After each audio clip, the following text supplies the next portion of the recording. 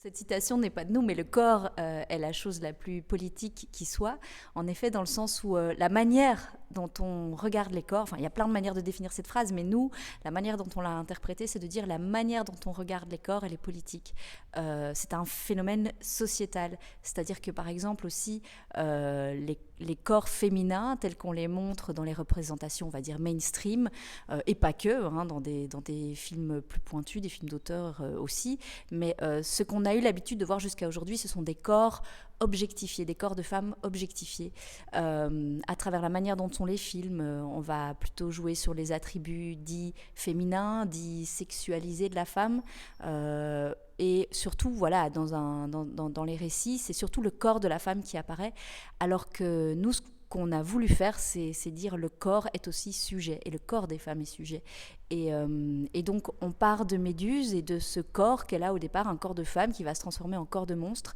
Et on essaye d'être dans ce corps et de raconter son ressenti, son vécu, et de jouer aussi avec ces codes de la féminité, de détourner des parties de nos corps qu'on filme au smartphone, de détourner un bras, une main, un œil, une bouche, et de raconter d'autres choses à partir de ces parties de corps, et de dire ok, on va se réapproprier la manière dont on les montre, et donc rendre Méduse sujet. Et oui, le corps est politique parce que depuis la nuit des temps, malheureusement, le corps des femmes est montré plutôt comme un corps objet et pas sujet.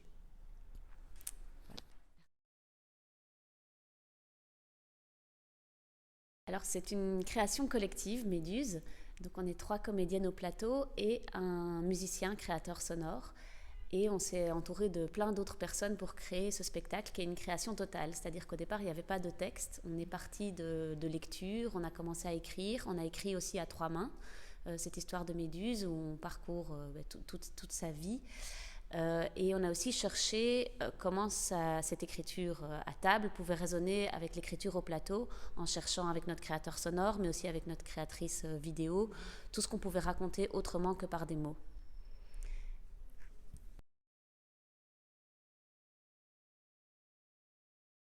On a beaucoup, beaucoup de réactions après le spectacle. Alors, je vais essayer de résumer, de synthétiser certaines catégories de réactions, on va dire. Il y a les personnes qui, malheureusement, ont connu des agressions sexuelles dans leur parcours ou des violences. Et ça crée parfois un besoin de l'exprimer. Souvent, on est accompagné d'ailleurs d'associations après le spectacle qui sont là justement pour pouvoir accueillir des personnes qui auraient besoin de parler. Mais on a aussi des réactions très positives des jeunes. On a quand même eu le coup de cœur du jury jeune parce que les jeunes adorent la forme très dynamique du spectacle. Et puis aussi la thématique, forcément, à l'âge de l'adolescence, c'est un sujet qui leur parle. Et puis aussi des hommes. Ça, c'est vraiment intéressant aussi d'entendre des hommes réagir par rapport à ça. Les jeunes garçons notamment qui disent enfin voilà, que ça leur permet de réfléchir à cette problématique sous d'autres axes auxquels ils n'avaient pas forcément pensé. Et ça, c'est sûr, c'est super. Voilà. Puis il y a plein d'autres gens qui disent j'ai envie de voir ça avec ma fille, ou voilà, enfin, de pouvoir aussi créer des liens dans les familles, c'est cool.